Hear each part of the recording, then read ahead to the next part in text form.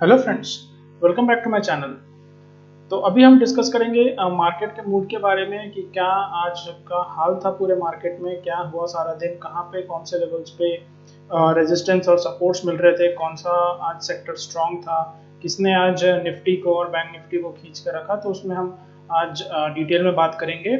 और जो मैंने यहाँ पे आपको मेरे स्क्रीन पे दिख रहा है, क्या सही में क्या बियर्स की हवा टाइट हो गई है? क्योंकि अभी जो सिचुएशन चल रही है वहाँ पे ऐसा लग रहा है कि बियर्स जो सोच रहे थे कि 11,300 11,200 वहाँ से शॉर्ट करने का सोच रहे थे। सो मुझे अभी नियर टर्म में तो मुझे ऐसा लग रहा है कि they got trapped at higher levels. तो चलिए वीडियो की शुरुआत करते हैं। उसके पहले अगर आपने मेरे चैनल को सब्सक्राइब नहीं किया तो प्लीज़ सब्सक्राइब कीजिए और बेल नोटिफिकेशन दबाना बिल्कुल ना भूलिए। और आपको अगर मेरा कंटेंट पसंद आ रहा हो तो प्लीज़ लाइक करके इनकरेज कीजिए। तो चलिए डिस्कस करते हैं आज के बारे में। तो फर्स्ट मैं आपसे निफ्टी की बात करूंगा। निफ्टी में आज क्या हुआ? निफ्टी का ओपन हुआ था आज 11,512, हाई बना 561, लो था 11,461 एंड क्लोज वाज 11,549। आज की ये वाली कैंडल है, ठीक है। अब ये वाली कैंडल आप देखिए किस तरीके की बनी है।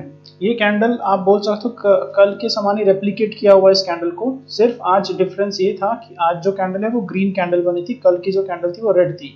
और इसको मैंने कल भी आपको बोला था कि हैंगिंग मैन बोलते हैं। हैंगिंग मैन आज का मैंने ये बोला था कि हैंगिंग मैन का अगर कल का लो टूट जाता तो एक बेरिश मूव आ सकता था निफ्टी में, बट वो आज लो के पास गया ही नहीं। तो मार्केट का मूड आज बहुत ज़्यादा पॉजिटिव था। सुबह तो आप ये देखोगे कि निफ्टी सबड्यूड था, थोड़ा थोड़ा म्यूटेड परफॉर्म कर रहा था, बट सेकेंड हाफ में 1-1:30 के बाद मार्केट ने अच्छा एक मूव दिया and which was supported of bank Nifty. तो आज एक हैंगिंग मैन बना है। और जो मैंने आपको बताया था पिछला जो स्विंग हाई था ये वाला, इसके ऊपर पिछले 3 दिन से ये क्लोज कर रहा है।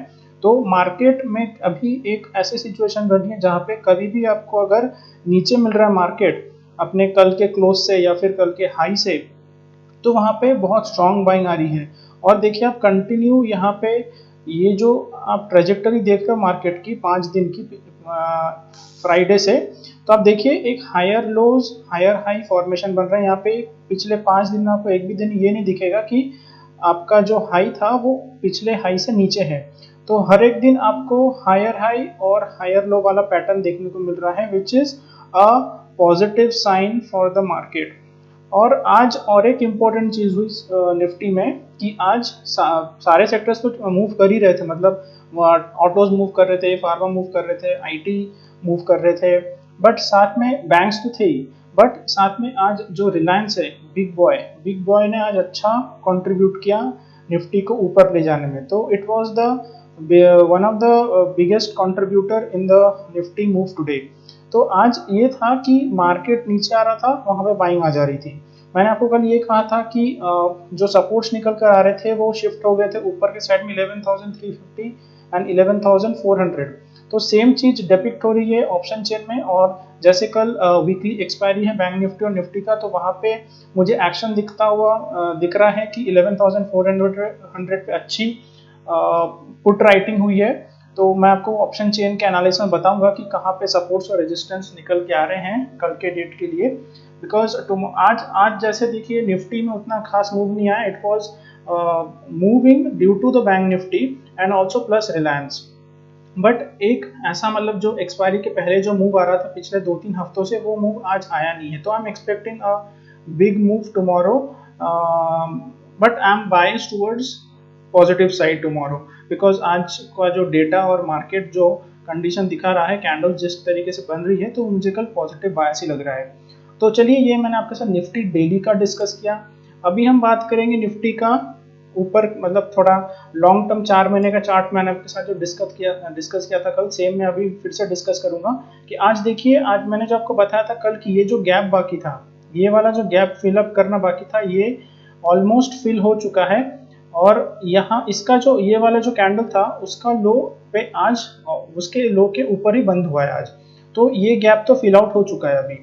तो अभी ये जो कहाँ पे मुझे रेजिस्टेंस दिख रहा है 11,650 पे, मुझे 600 से लेकर 650 पे मुझे एक रेजिस्टेंस दिख रहा है गोइंग फॉरवर्ड। क्योंकि ये जो मैं लेवल बता रहा हूँ ये था, ये जो यहाँ से एक डाउनफॉल आया था, उसके बाद जो बाउंस बैक किया था यहाँ से, तो उसका ये जो लो है वो लो मुझे दिख रहा है 11,650 के करीब, और आज का जो क्लोजिंग था वो था अप्रोक्सीमेटली 550 के करीब। तो मुझे ये लग रहा है कि अगले आने वाले कुछ दिनों में 11,600 और 11,650 अच्छे तरीके से टेस्ट हो सकते हैं, वहाँ पे एक रेजिस्टेंस उसको मिलेगा, क्योंकि वही एक मुझे अभी चांस लग रहा है जहाँ से मार्केट रिवर्स कर सकता है।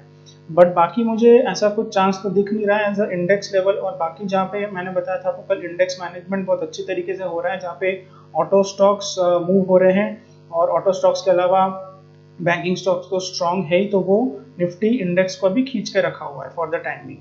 तो ये था, ये मैंने आपके साथ डिस्कस किया 4 मंथ चार्ट पे एक ओवरव्यू लेने के लिए कि कहाँ पे, और ये ट्रायंगल मतलब असेंडिंग, एक देखिए हायर हाई हायर लोज का पैटर्न तो बन ही रहा है, यहाँ पे हायर लोज बन रहे हैं, यहाँ पे हायर लोज बन रहे हैं, यहाँ पे हायर लोज बन रहे हैं, और हायर हाइज तो बन ही रहे हैं। तो ये एक आप बोल सकते हैं यहाँ पे एक स्क्वीज आउट चैनल, मैंने आपको कल भी डिस्कस किया था इस बारे में कि यहाँ पे एक पोजीशन आ रही है जहाँ से मार्केट कंसोलिडेट, यहाँ पे जाके कंसोलिडेशन देगा और इधर साइड वो मूव कर सकता है। तो ये था निफ्टी 50 का 4 मंथ का चार्ट।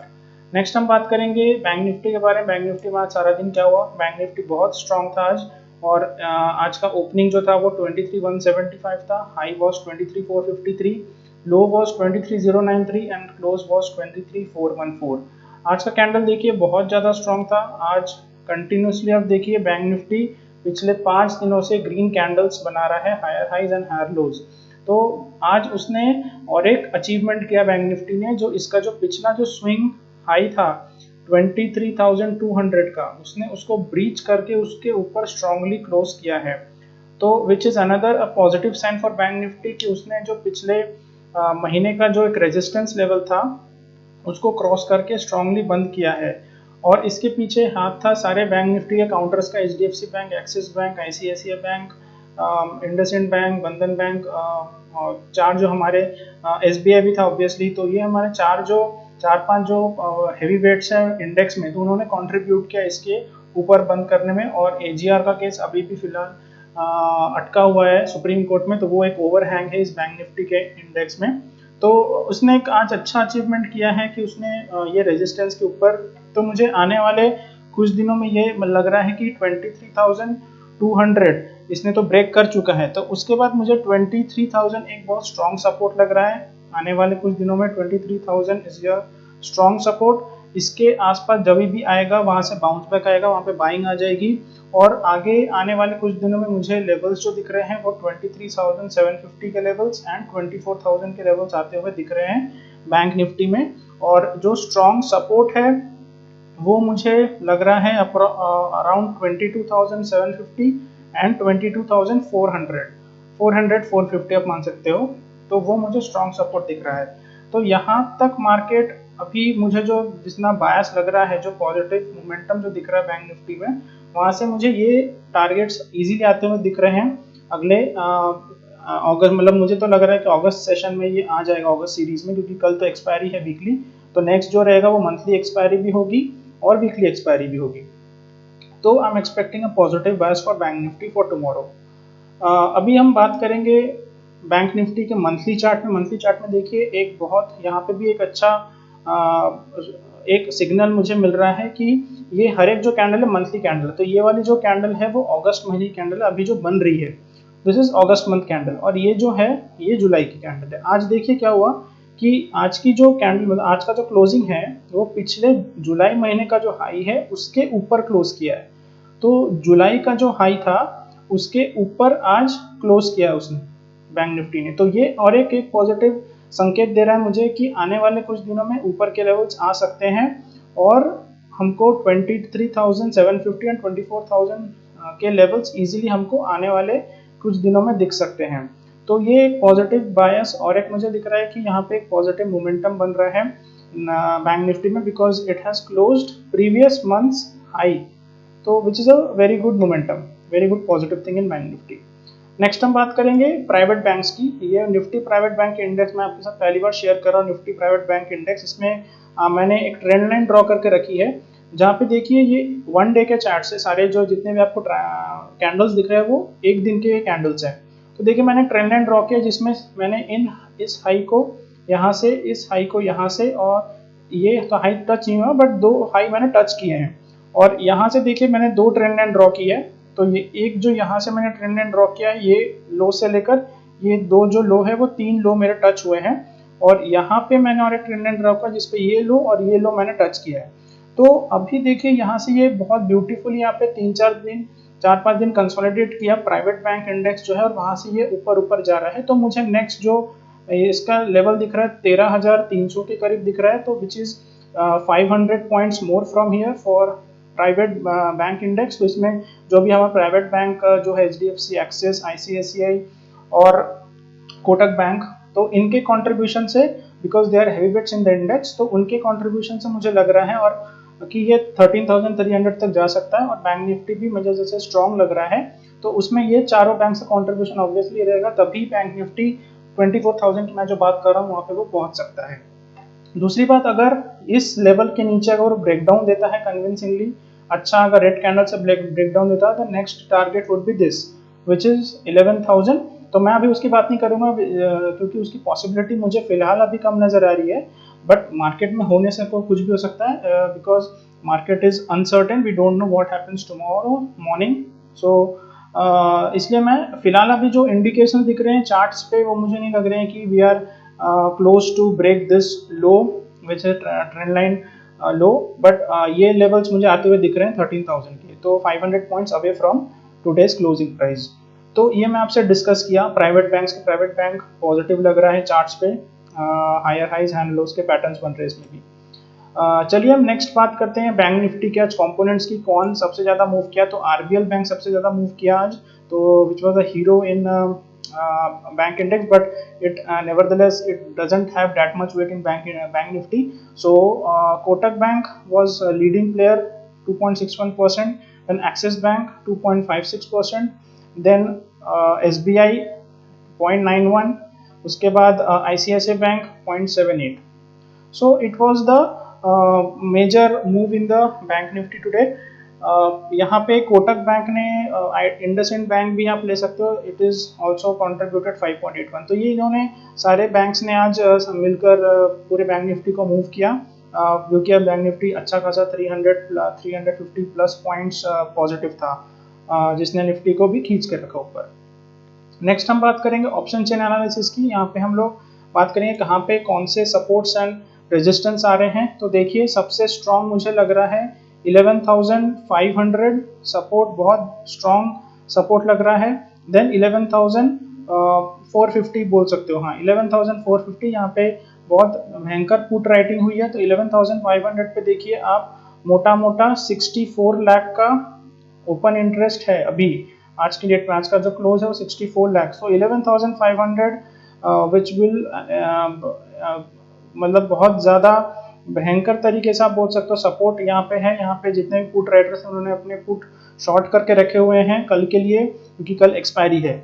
यहाँ पे देखिए अब इंटरेस्टिंग चीज देखने को मिल रही है, 11,550 एंड 11,600 में से 11,550 में देखिए 4,05,000 और 70,500। तो ये जो दोनों स्ट्राइक प्राइस है, यहाँ से मोटा मोटा 4,75,000 कॉन्ट्रैक्ट्स जो है वो अनवाइंड हुए हैं।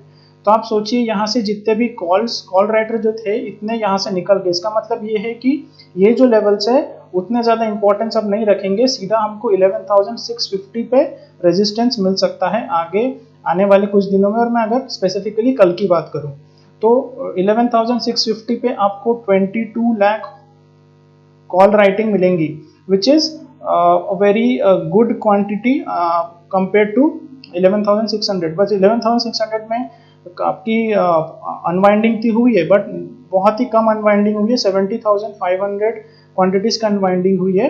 तो यहाँ पे मुझे जो कल की रेंज लग रही है वो लग रही है 11,500 से 11,600, क्योंकि 11,600 में आपके मोटा मोटा 33 लाख कॉन्ट्रैक्ट्स जो है वो कॉल राइटिंग में बने हुए हैं, और 11,500 में 64 लाख आपके पुट राइटिंग की हुई है। तो 11,000 will act as a strong support and 11,600 will be strong resistance। तो ये दायरे में मुझे कल का मार्केट होते हुए दिख रहा है। Nevertheless, we cannot predict, we cannot surely say that यही होगा, मार्केट में कुछ भी अनसर्टिनिटी हो सकती है। तो we have to keep our minds open while trading in the market. But मोटा मोटा आपको एक रेंज जो दिख रहा है वो मैं आपको बता रहा हूँ कि 11,500 would be support and 11,600 would be the resistance as per this open option chain analysis. ठीक है, तो ये आपको मैंने ब्रॉडर एक रेंज बता दी क्या हो सकता है। नेक्स्ट हम बात करेंगे एक इम्पॉर्टेंट चीज़ के बारे में जिसके मैंने आपके साथ कोई कभी डिस्कस नहीं किया। तो फर्स्ट ऑफ ऑल मैं बात करूँ आपके साथ, ये क्या है, ये है US dollar and Indian rupee का इंडेक्स, यूएसडी आईएनआर का इंडेक्स। ये मैं आपके साथ क्यों डिस्कस कर रहा हूँ आज, क्योंकि इसके साथ एक बहुत इंपॉर्टेंट चीज़ हुई है जो मतलब इतने दिनों में बहुत पहली बार हुई है। क्या हुई है कि आज देखिए ये जो इंडेक्स है वो 74.5 74.6 बोलो आप, 74.5 बोलो अप्रोक्सीमेटली, ये लेवल जो था यूएसडी आईएनआर का उसके नीचे जाके क्लोज किया है।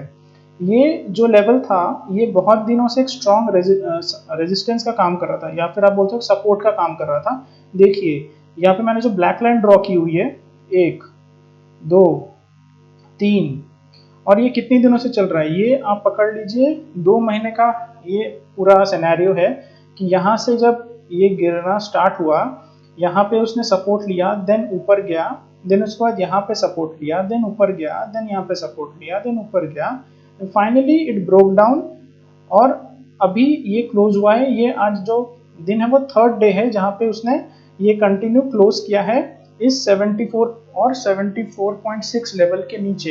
ये 1 डे का कैंडल है। ठीक है, अब ये इंपॉर्टेंट क्यों है, क्योंकि ये जो लेवल था बहुत दिनों से रेजिस्ट कर रहा था और आरबीआई जो था वो इस लेवल को, मतलब मैं ये नहीं बोल रहा हूँ आरबीआई चार्ट्स देके प्रोटेक्ट कर रहा था, बट वो एक शील्ड बनाए हुए था आरबीआई ने कि हमको ये जो 74.5 और 74.6 का जो लेवल है उसको हमको पकड़ के रखना है।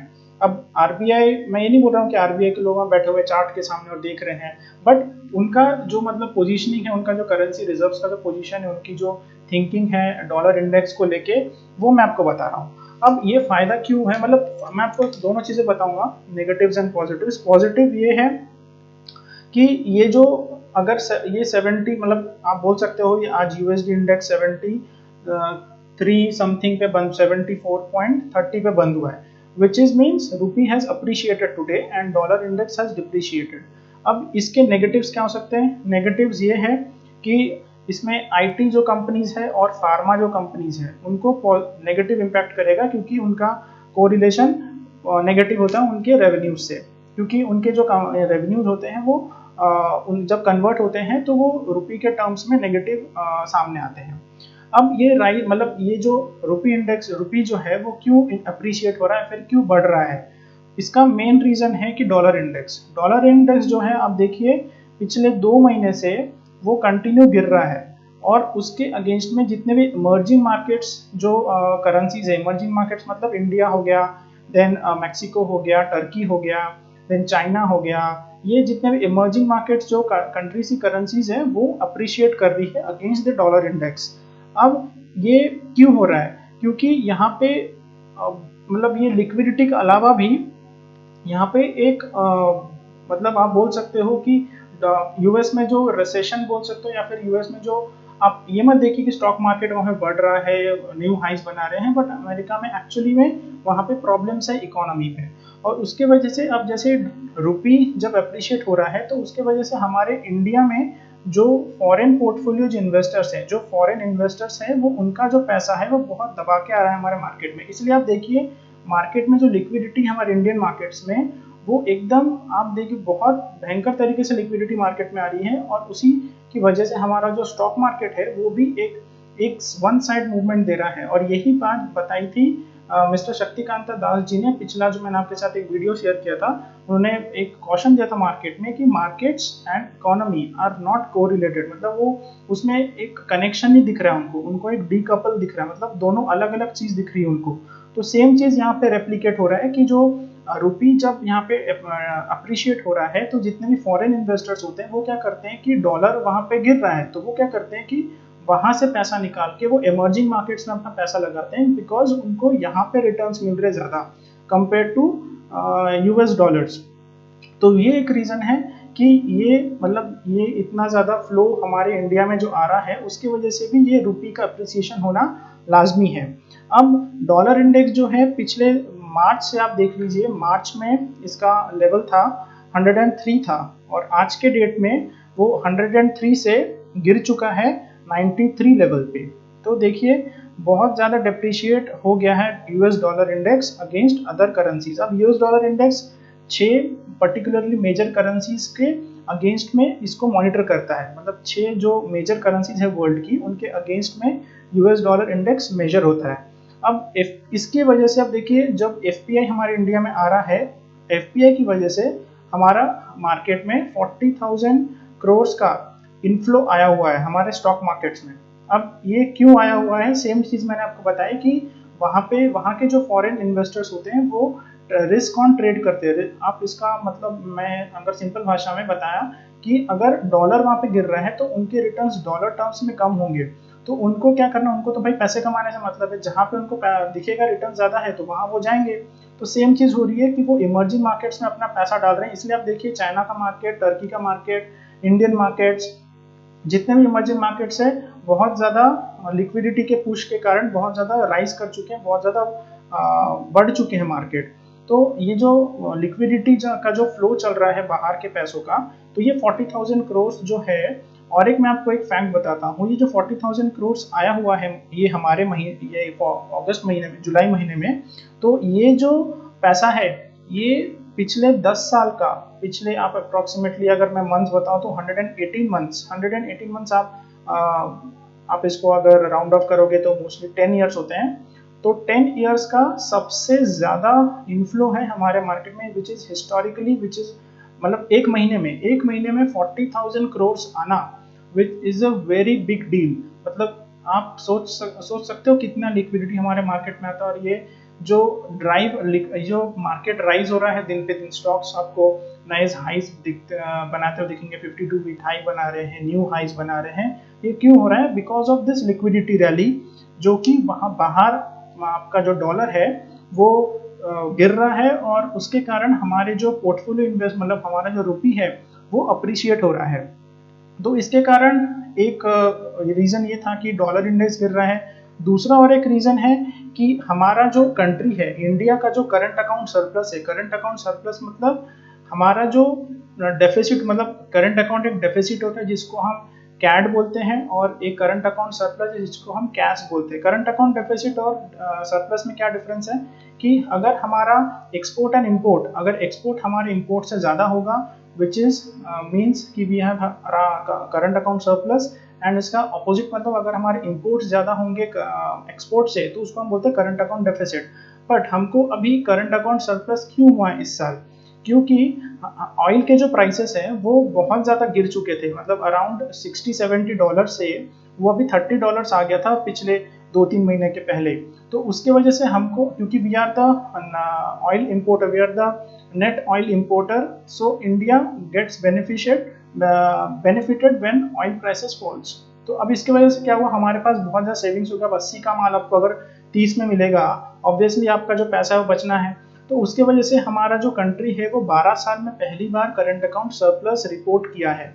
तो ये एक पॉजिटिव है, इसके वजह से हमारा जो रुपी है वो अप्रिशिएट हो रहा है, वन ऑफ द रीजन। और एक तीसरा, फर्स्ट रीजन तो ये था कि डॉलर इंडेक्स गिर रहा है और हमारा जो कंट्री में एफपीआई आ रहा है उसके वजह से हमारा रुपी जो है वो अप्रिशिएट हो रहा है। सेकंड रीजन मैंने आपको बताया ये करंट अकाउंट सरप्लस का रीजन था। और थर्ड रीजन है कि हमारे सेक्टर्स में कुछ एफडीआई इन्फ्लोज आए हुए हैं। तो कुछ सेक्टर्स हैं जहाँ पे अच्छा खासा हमारे पास एफडीआई इन्फ्लो आया हुआ है, फॉरेन डायरेक्ट इन्वेस्टमेंट, तो उसके वजह से भी हमारी जो रुपी है वो अप्रिशिएट हुई है। तो ये मेरा आपको बताना ये था कि ये एक इम्पॉर्टेंट हुआ है, इम्पॉर्टेंट एक इवेंट हुआ है मार्केट में, जिसमें एक पर्टिकुलर लेवल को जो होल्ड करके था पिछले 2-3 महीने से यूएसडी आईएनआर का इंडेक्स, तो उसने कंटिन्यूसली तीसरे दिन उसने ये लेवल के नीचे बंद किया है। तो मैंने सोचा कि आपके साथ ये नॉलेज या फिर इंफॉर्मेशन शेयर करनी चाहिए कि व्हाई दिस इज हैपनिंग। और स्टॉक मार्केट का भी जो कोरिलेशन है इसके हिसाब से आप लगा सकते हो कि इतना अगर पैसा मार्केट में आएगा तो पैसा जाएगा किधर, वो ऑब्वियसली स्टॉक्स में इन्वेस्ट होगा या फिर वहाँ पे जो हमारे फॉरेन पोर्टफोलियो इन्वेस्टर्स जो हैं या फिर एफआईआईज जो हैं वो इन्वेस्ट कर रहे हैं हमारे स्टॉक मार्केट में। तो that is one of the reason कि मार्केट हमारा इतना ज़्यादा राइज कर रहा है। तो चलिए वीडियो मैं यहीं पे एंड करूंगा। आपको वीडियो कैसा लगा कमेंट सेक्शन में बताइए। चैनल पे अगर नए हैं तो प्लीज़ सब्सक्राइब कीजिए और बेल नोटिफिकेशन दबाना बिल्कुल ना भूलिए। और अगर कंटेंट मेरा पसंद आया तो प्लीज़ लाइक करके एनकरेज कीजिए। तो चलिए मिलते हैं नेक्स्ट वीडियो में। Thank you very much for watching this video.